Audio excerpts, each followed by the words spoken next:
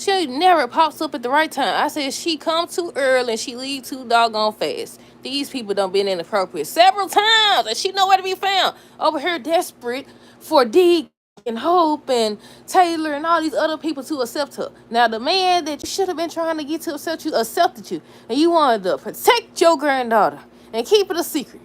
It's your own fault. It's your own fault. But hey y'all, welcome back. This is for the bold and beautiful January 6, 2026. First things first, let me know y'all thoughts on this episode down below. What do y'all think of the episode? Okay, so where we gonna start? I want to start with Taylor now because they did several times now all this pizza and touching hands. Oh, this beautiful smile and I was racing. No, he said it. Might as well said it. I about to say he said I was racing over here to get to you one day. What he said? He said something about what he said on the way there or something. Basically, she brightened his day. I'm gonna just summarize. Basically, she brightened his day. I said, Sheila, turn around and come back. Then they holding hands and stuff. With the time where they was hugging, inappropriate. The time where they eating pizza and stuff, inappropriate. The holding hands, inappropriate. The popping up unannounced, inappropriate. How you gonna tell Sheila that she don't need to show up unannounced? Once again, I know she a psychopath. But you over here allowing this man to pop up. Stephanie's supposed to be telling her about herself on this week's episode, y'all. But yeah, okay, so on today's episode, we're gonna start with Ridge and Carter. They was just talking about work and they ended up talking about Daphne and how things stand between them, and Ridge was just giving him advice about her. Carter believes that he has a future with Daphne, and they was talking about love and being in love and stuff like that. And what else? Oh, they talked about her being the one. I said he done had several ones. He done had several ones, ain't he? Hold on. But yeah, that's all they was talking about. And Daphne and Steffi was talking about her. She said something about she going back to Paris. That's where she belonged. She thought that Carter would have made things clear over Christmas, but he didn't. And basically, it sounded like to me she was upset that he chose to stay with Hope instead of choosing her. I said, now that he's single, I said, that's crazy to me. It's still crazy to me. Like, I get you, she don't want to be nobody rebound, but you was okay with being a side chick, though. You was okay with sneaking around and kissing him, knowing he had a woman, but you don't want to sit up here, girl. Please, tell my son, Paris is where she belongs. She's talking about her family and stuff like that, and she wanted Carter to make things clear. I said, well, is this where the proposal comes in at? We assuming it's a proposal. We don't know yet. But y'all know Carter will propose to somebody. He definitely will propose now. He one that will propose. But yeah, hold on, wait, let me see. Daphne said she going back to Paris. Deke and Katie talk about Forrester and what it was like working there and how basically he was appreciative of the opportunity, but you know, Thomas had to force the name. And that's what I'm tripping off for too. He ain't even here. Y'all done gave a job to somebody that ain't even there. He ain't even there. It said he in Paris and stuff like that. They had to work around his schedule and, you know, stuff like that because he in Paris too. And Daphne was saying, you know, now that she's going back to Paris, you know, they could link up and work on everything together, the perfume and hope for the future or whatever. Because she's supposed to be helping to do a perfume for Hope for the Future line. But yeah, Bill tells Deacon that he gave Katie a fashion house. Excuse me. I said, Sheila, don't listen. That's when she showed up to Taylor's office. Somebody said, I know you said that, you know, I shouldn't be popping up or whatever, but, you know, I just had to come here and kiss your butt and try to convince you that I'm changed and convince you that, you know, wait, did they say this week that Sheila and Lee's supposed to meet up? I think so. But either way, go. She over here kissing her butt and stuff. Taylor to my son. And yet, here you are. And yeah, there you is with her man, girl. But yeah, I said, Sheila don't listen. She in there kissing the good butt and stuff. To my son how, you know, she appreciative of what Taylor did. And Taylor just looking all suspicious and stuff. Looking all guilty. And just started talking about the same thing. I said, Sheila, she done heard it. She don't care. She over here talking about how he deserved this and he deserved that. He deserved better and you this and you that. I said, Sheila, you had it right the first time. We told Lee you was gonna murder her. When you said it's traded there, whatever. Because I think the first time they hugged inappropriately, because it's been, what, 2 or 3 times? I almost said 2 times.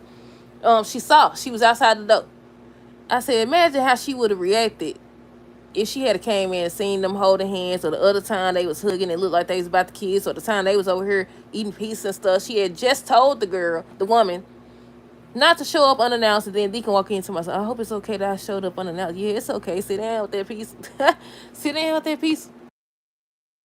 Yeah, I said, Sheila, you be showing up at the wrong time, girl. I said, that's the only, I ain't no dealing being crazy or nothing. I said, I'm ready for Sheila to show these people who they messing with. That's who I'm ready for. I've been waiting on it. I said, come on. I said, come on. And they be, oh, I'm so scared, but you weren't scared enough to stay away from this lady, man. But yeah, I already said Sheila don't listen. Carter want to prove himself to Daphne. Bill said they'll get along fine as long as he keep that psychopath wife of his, Sheila, away. Carter believes that he has a future with Daphne. We talked about that. Daphne said she belonged to Paris. She was hoping that Carter had clarified things during Christmas, but he did not. Sheila don't know what she do if she ever lost Deacon. I wrote down in a parenthesis. I said take out everybody. I said take out everybody. Trying literally, and then come back to life later. Nah, for real. So she don't know what she do if she lost Dick. I said, well, you better figure it out right now. Might as well go on playing what you gonna do to these folks. Might as well go on playing it right now. But they said that Sheila's supposed to overhear a conversation. Did they say between Deacon and Deke or something like that? And she's supposed to be upset about it. But yeah, I said, you overhear stuff like this, but not him over here holding hands. Man, what else? Let's see. I said, so Daphne feels some type of way because Carter stayed with Hope. Doesn't want to be a rebound. Deacon ends up telling Taylor that she has a beautiful smile. That's when he came in talking about some, basically she brightened his day and all this other stuff. I can't remember it specifically. I just be making up words. I can't remember specifically what he said when he came through the door. Either way it goes, inappropriate. I said, and I'm waiting when he said that about the beautiful smile. I think that was the scene where I was like, okay, at what point does she tell him he can't be making inappropriate comments like that and stuff like that? She didn't. She did not. But she ends up telling him, I hate to, make you lose your smile, but your crazy wife done showed up again. And he was like, do you think that she could go back to her old ways? Go back. She ain't never stopped being crazy. She just know when to turn it off. But y'all just keep on fueling the fire. Y'all just keep on.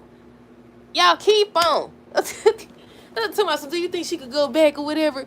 She told me, yeah, whatever. Basically, she's unstable. And I said, but y'all keep playing. She unstable, but y'all ain't got it yet. That's the equivalent of Steffi, remember? Y'all know I always bring it up.